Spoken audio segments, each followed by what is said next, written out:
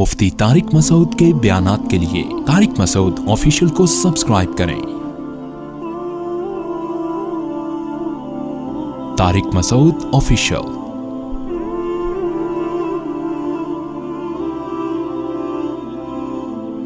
اللہ تعالیٰ نے سیدھا راستہ دکھانے کے لیے جو کتاب دی جسے قرآن کہا جاتا ہے،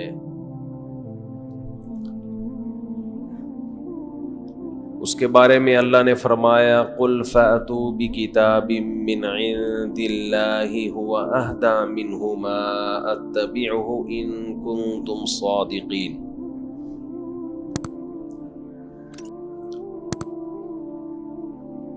قرآن سے پہلے اللہ نے تورات اور انجیل کو نازل کیا،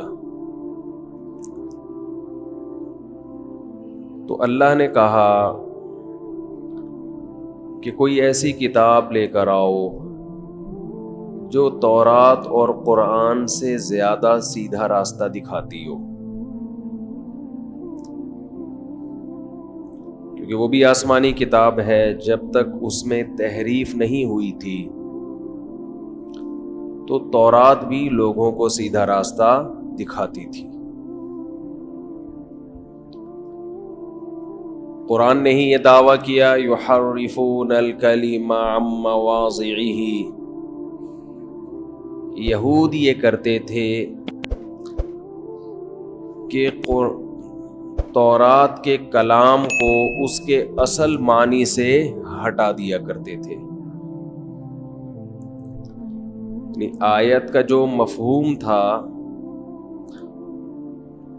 اس کا وہ مفہوم مراد نہیں لیتے جو اللہ نے لیا، اپنی طرف سے مفہوم مراد لے کر اس میں تحریف کر دیا کرتے تھے۔ اس سے ہمیں یہ بات معلوم ہوئی کہ ایک ایسا شخص جو کتاب اللہ کو جانتا ہے وہ تفسیر کے نام پہ لوگوں کو بے وقوف بنا سکتا ہے۔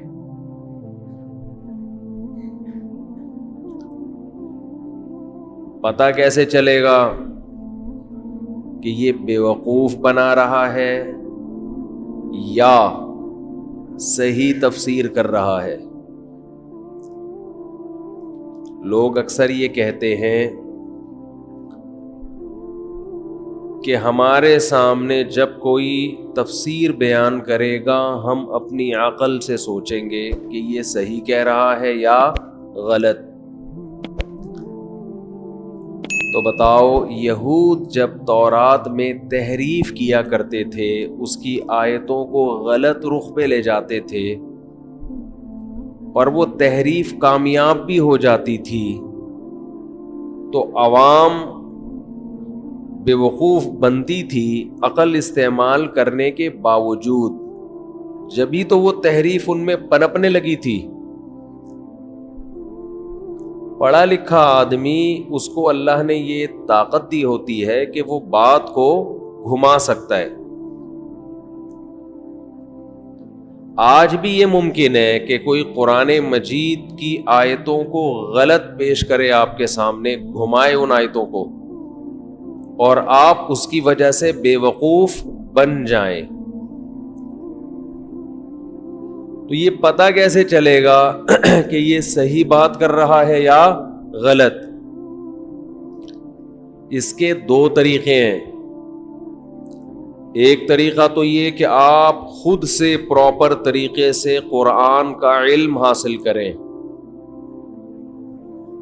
دوسرا طریقہ یہ ہے کہ آپ یہ دیکھیں کہ بیان کرنے والا جو تفسیر پیش کر رہا ہے وہ اسلاف سے میچ کرتی ہے یا نہیں کرتی، کوئی ایسی رائے تو نہیں لے کر آ رہا جو اسلاف کی رائے نہیں تھی۔ یہ تو خیر درمیان میں ایک بات آ گئی ایک علمی نکتے کی، اس لیے میں نے آپ کے سامنے پیش کر دی۔ آج بیان کا میرا یہ ٹاپک ہے نہیں، جو ٹاپک ہے میں اس پر آ رہا ہوں۔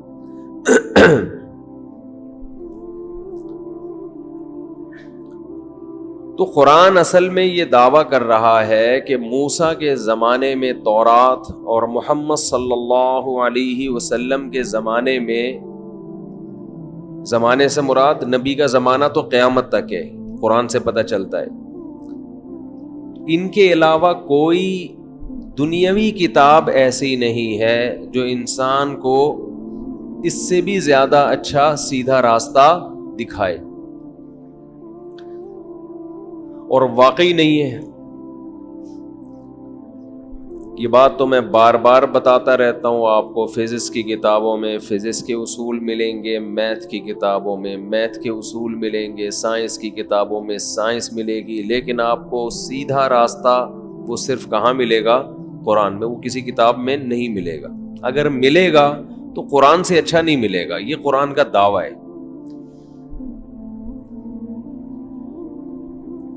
اب ہم چونکہ قرآن کو مانتے ہیں،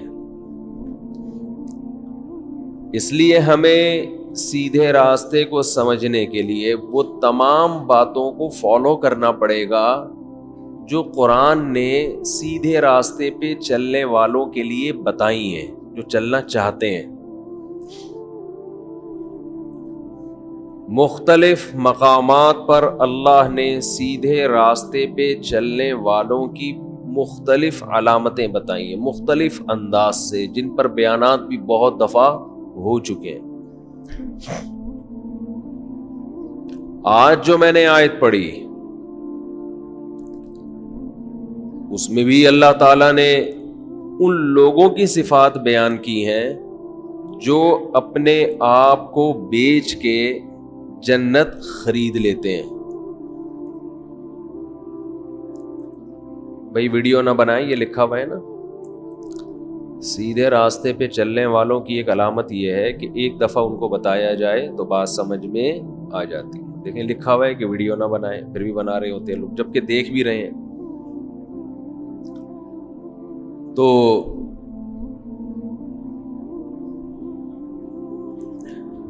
اللہ تعالیٰ نے صفت بیان کی، ان اللہ اشتری من المؤمنین انفسهم واموالهم بان لهم الجنہ،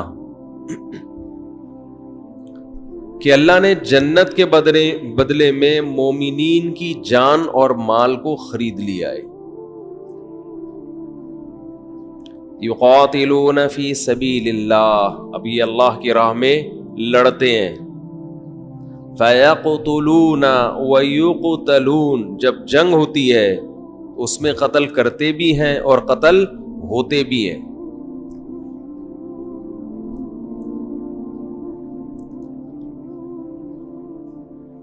وَعْدًا عَلَيْهِ حَقًّا فِي التَّوْرَاةِ وَالْإِنْجِيلِ وَالْقُرْآنِ، اللہ کہتے ہیں یہ جو مجاہدین ہیں ان سے میں نے جنت کا وعدہ تورات میں بھی کیا، انجیل میں بھی کیا اور قرآن میں بھی کیا۔ کن لوگوں سے؟ جو اللہ کی راہ میں لڑتے ہیں اور قتل کرتے بھی ہیں اور قتل ہوتے بھی ہیں۔ لیکن خوب سمجھ لیں کہ ہر آیت کا ایک موقع ہوا کرتا ہے۔ میں عرض کر رہا تھا کہ جو جہاد ہے نا، جہاد قرآن مجید میں، اس کو اللہ نے اس کی بہت زیادہ فضائل بیان کی ہیں، بہت زیادہ فضائل۔ اللہ کی راہ میں لڑتے ہیں۔ اب اس کا نتیجہ کیا نکلتا ہے کہ بعض لوگ قرآن کی آیتوں کو غلط فٹ کرنا شروع کر دیتے ہیں۔ اب آپ کسی کو قرآن کی آیت سناؤ، مجھے تو لوگ آ کے سناتے تھے کہ آپ ظالم حکمرانوں کے خلاف علم جہاد کیوں بلند نہیں کرتے، اور پھر یہ دلیل کہ قرآن کیا کہتا ہے، اللہ کی راہ میں لڑو، تو یہ بے موقع دلیل ہو گئی۔ یہ ایسے ہی ہے جیسے ایک غیر مسلم نے اعتراض کیا کہ قرآن کہتا ہے وَقْتُلُوهُمْ حَيْثُ ثَقِفْتُمُوهُمْ، ان کافروں کو جہاں پاؤ قتل کر دو۔ اب آپ بتاؤ کیا قرآن کا یہ مقصد ہے کہ جس کافر کو بھی جہاں پاؤ قتل کر دو؟ مطلب یہ ہے کہ میدان جنگ میں یہ کسی کافر قوم سے تمہاری لڑائی ہے اور ایگریمنٹ کی مدت ختم ہو جائے تو یہ اس کے لیے ہے۔ اس کی سب سے بڑی دلیل یہ ہے کہ ہمارے نبی صلی اللہ علیہ وسلم نے ایسا کبھی بھی نہیں کیا. تو نبی تو خود قرآن پر یعنی نبی تو خود قتل نہیں کر رہے. اس کا مطلب اس آیت کا یہ مفہوم نہیں ہے. تو بعض لوگ خوب سمجھ لیں, اس وقت جہاد کی آیتوں کو غلط استعمال کرتے ہیں, آپ کو ایسی جگہوں پہ جھونک دیں گے. ایک صاحب آئے, کہنے لگے آپ ہمارے خلیفہ کے ہاتھ میں بیعت کیوں نہیں ہو جاتے. یہاں سے تمہید شروع کی کہ دیکھو خلافت قائم کرنا فرض ہے یا نہیں ہے. جی ہے. کیسے ہوگی؟ جی جہاد سے ہوگی. تو امیر کے ہاتھ پہ بیعت ہونا چاہیے. جی ہونا چاہیے. تو آپ ہمارے امیر کے ہاتھ پہ بیعت ہو جائیں. تو تمہارے امیر کے ہاتھ پہ بیعت ہو جائیں, یہی کہاں سے نتیجہ نکالا؟ سمجھ رہے ہیں بات کو؟ تو کوئی بھی اٹھ کے بولے کہ جہاد فرض ہے اور خلافت قائم کرنا فرض ہے, لہذا امیر کے ہاتھ پہ بیعت ہو جائیں, تو اب یہ امیر ہے لہذا اس کے ہاتھ پہ بیعت ہو جائیں.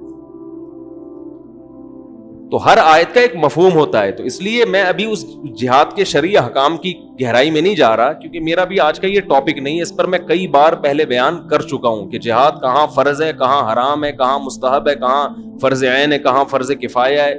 یہ ساری ڈیٹیل میں بیانات میں کر چکا ہوں. میں ابھی تو صرف یہ بتانا مقصد ہے کہ جہاں جہاد فرض ہوتا ہے تو اللہ فرما رہے ہیں کہ ایمان والے اپنی جان اور اپنے مال کو جنت کے بدلے میں بیچ دیتے ہیں. یہ ایک صفت اللہ نے بیان کی ہے.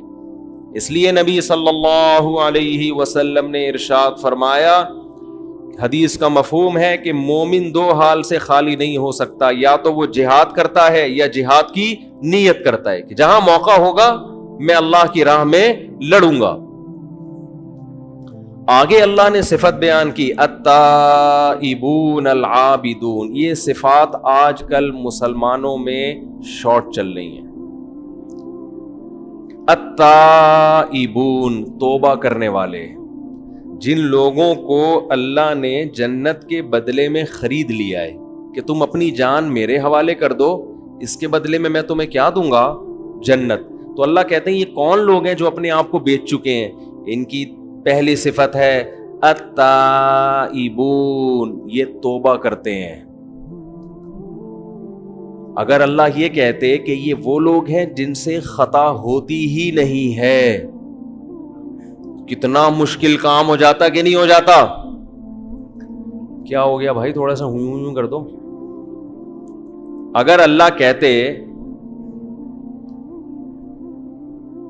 بھائی دیکھو گورنمنٹ کہتی ہے اچھا شہری وہ ہے جو کبھی بھی ملکی قوانین کو توڑتا نہیں ہے, یہی اچھا شہری ہوتا ہے نا. لیکن اللہ اچھے مسلمان کی ڈیفینیشن نہیں بیان کر رہے جو کبھی ہمارے حکم کو توڑتا ہی نہیں ہے. اللہ کو پتہ ہے یہ گوشت پوست کے بنے ہوئے لوگ ہیں, اور میں نے اتنی زندگی دی ہے کہ کبھی نہ کبھی ان سے میرا حکم ٹوٹے گا.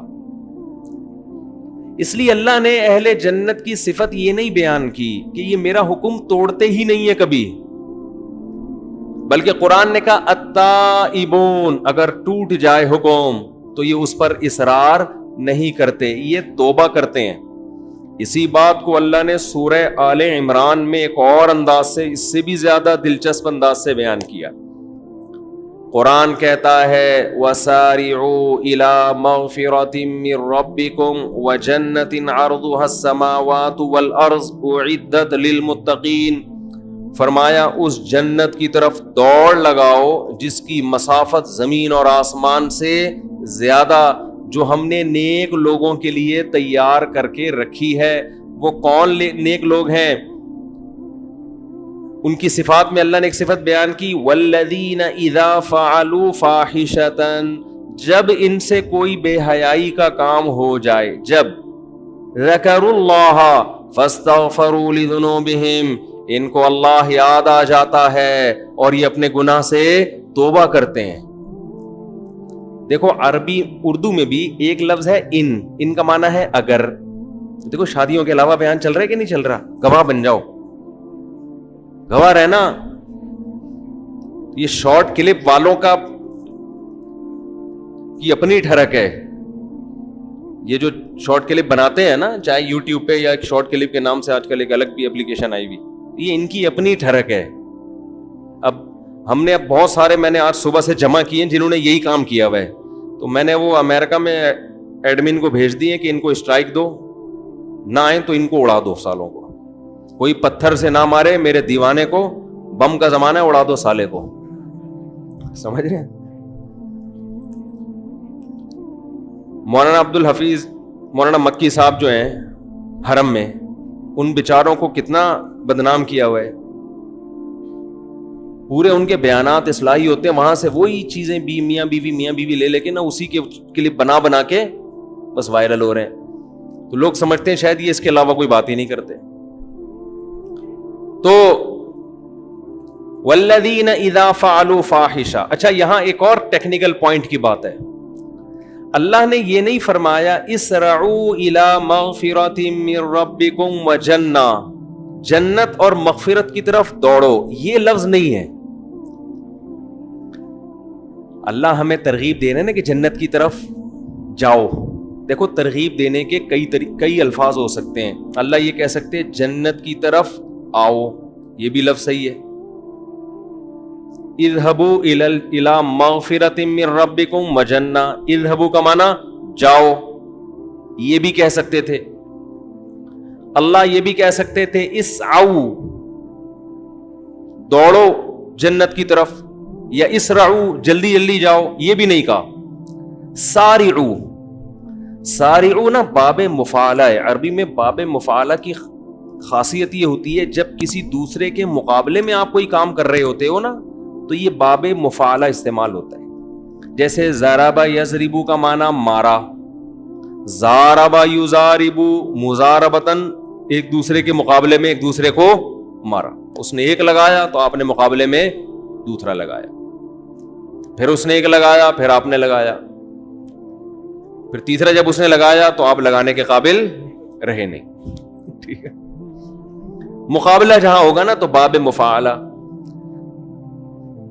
تو قرآن جنت کی طرف جانے کے لیے جو موٹیویٹ کر رہا ہے نا, تو جنت کی لالچ کیسے پیدا ہوگی اس کا طریقہ بھی اسی صیغے میں قرآن نے بتا دیا کہ جب تک کسی چیز میں کمپٹیشن نہیں ہوتا آدمی میں جوش پیدا نہیں ہوتا.